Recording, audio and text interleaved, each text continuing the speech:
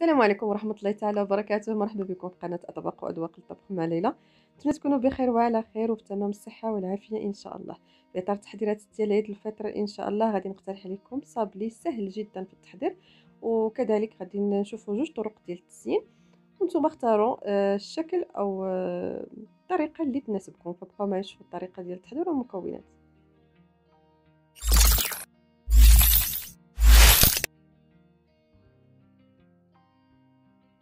غادي نحتاجو في المقادير ديال عجين الصابلي. عندي 250 غرام من الزبده، هنا استعملت زبده المارغرين، كاس الا ربع ديال اللوز مطحون جيدا، لوز خضر ومطحون، ربع كاس ديال الزيت، عندي كاس ديال السكر كلاصي ما يكونش مملوء بزاف بحال هذا الشكل، معلقه كبيره مملوءه جيدا من قهوه سريعه الذوبان، عندي بيضه كامله واصفر بيضه، علبه من مستحضر فلون بذوق الكراميل، وعندي معلقه كبيره ديال الماء، شويه ديال الملحه. بالنسبه للدقيق فغادي انا استعملت 400 غرام ديال الدقيق، وكيبقى طبعا على حسب نوع الدقيق.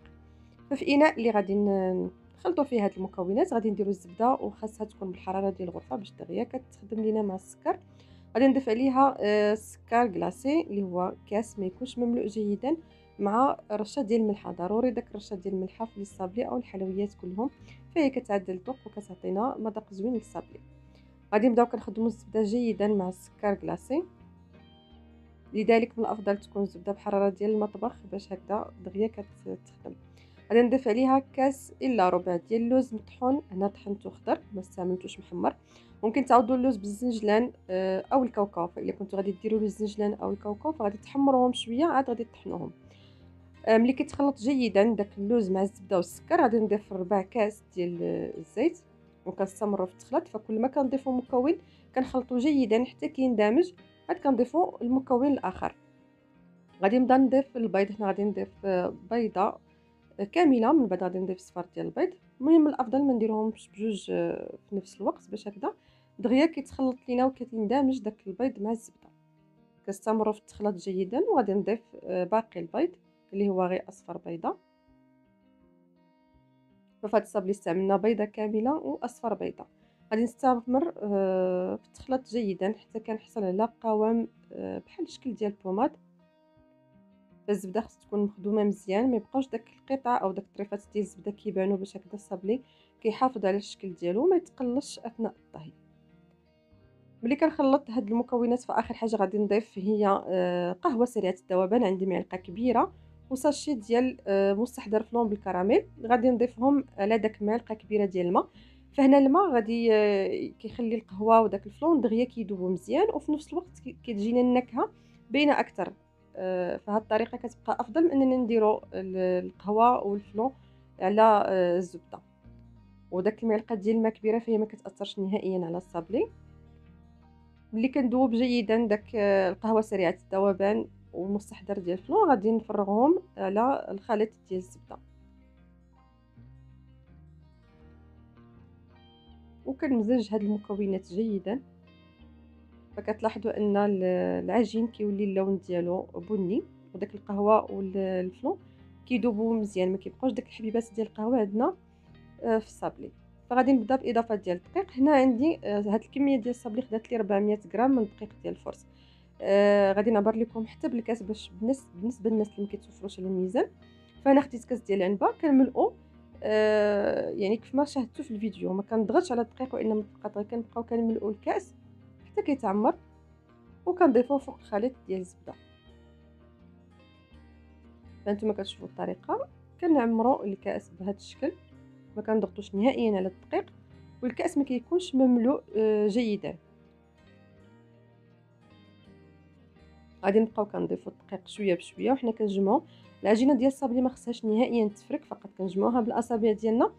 فهذا هو الكاس الاخير، فانا درت 4 ديال الكؤوس. هذا الكاس الاخير كنصحكم ما ديروهش في دقه واحده، يعني بقاو تضيفوا شويه بشويه، لان النوعيه ديال الدقيق كتختلف، والا كان الدقيق كيتشرف فيقدر ياخذ لكم كميه اقل، يعني مثلا 370 غرام ولا 380. لذلك من الافضل تضيفوا الكاس الاخير شويه بشويه. فانا خدت لي 400 غرام. العجينه ديال الصابلي خصها تكون رطبه كيف ما كتلاحظوا، يعني ممكن تاخذ لكم اقل من الكميه ديال الدقيق الا كان الدقيق كيتشرب. غادي نديرها في بلاصتيكه ونحطها في الثلاجه ترتاح لمده ديال نصف ساعه. من بعد غادي نخرجها، غادي نقسم هاد العجين لقسمين، وداك واحد الجزء غادي نرجعو للثلاجه ونبدا كنطلق في الجزء الثاني. غادي نطلقها ما بين جوج بلاستيكات هكذا، من الافضل كتدلك بكل سهوله، وفي نفس الوقت ما كنحتاجوش اننا نضيفوا كميه اخرى ديال الدقيق باش كنحافظوا على القوام ديال العجين. غادي ندلكها، هاد الصابلي ما كيتلصقش، لذلك غادي تدلكو وتخليو شويه العجين يكون فيه شويه ديال السمك، ما ترققوهاش بزاف، وفي نفس الوقت ما تخليوش العجين ايضا غليظ بزاف. غادي ناخذ هاد المرشم او هاد الطابع، يعني هو متوفر بزاف في الاسواق موجود. انا خديت هاد الشكل هذا اللي اوفر، كاين دائري وكاين مربع. غادي ندوزو شويه في الدقيق ديال الفرز باش ما كيتلصقش فيه العجين، وكنبدا كنطبع بهذه الطريقه. باش كنديروا الدقيق فهو كيتحيد بكل سهوله من الطابع. دائما كنديروا الدقيق وكنرشمو، فاش كنرشمو كنضغطو على داك الطابع ديالنا باش هكذا كيجينا العجين مرشوم او مزيين بشكل جيد. ملي كنسالي داك العجين الزائد اللي كيبقى كنجمعوه بهذه الطريقه، ما كيتعجنش، وانما غير كنجمعوه بهذا الشكل. وغادي نعاود ندلكو مباشره، ما غاديش نحتاج نخليه يرتاح. كندلكوه عادي وكنحافظوا على شويه ديال السمك، ما يكونش رقيق بزاف، وكنعاود نرشمو او كنطبعو بهذا الطابع اللي غادي نوجدوا به الحلوى. نفس الشيء فاش كنكمل كنعاود نجمعهم بنفس الطريقه حتى كنسالي القطع اللي عندي كلها او كميه ديال العجين. استفتهم في اللاطه وكنضغط على داك الحفره في الاصابع ديالي غير واحد شويه.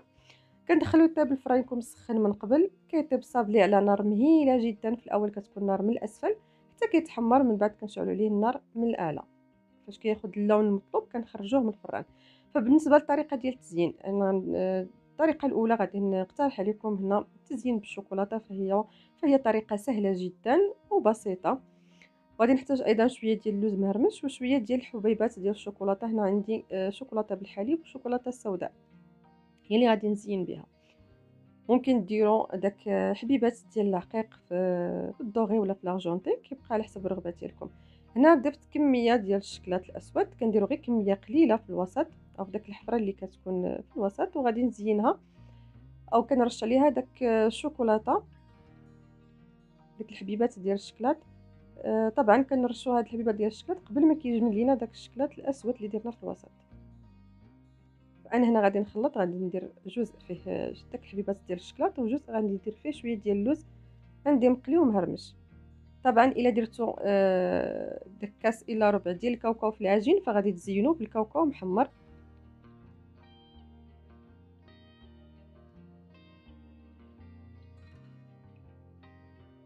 غادي نستمر بهذه الطريقه حتى نكمل الكميه اللي عندي. هاد الطريقه كتبقى سهله جدا وبسيطه، وكيجي زوين المذاق ديال الشكلاط الاسود مع القهوه. كان هذا هو الشكل النهائي ديال الطريقه الاولى. بالنسبه للطريقه الثانيه فممكن ناخذ فواكه جافه. هنا مشكله عندي اللوز مقطع ومحمر، شويه ديال الزبيب مقطع، وكميه ديال الفواكه ماسله. عندي ايضا معلقه كبيره ديال المربى، هنا غادي نستعمل مربى ديال البرتقال، ممكن ديروا المربى ديال المشمش.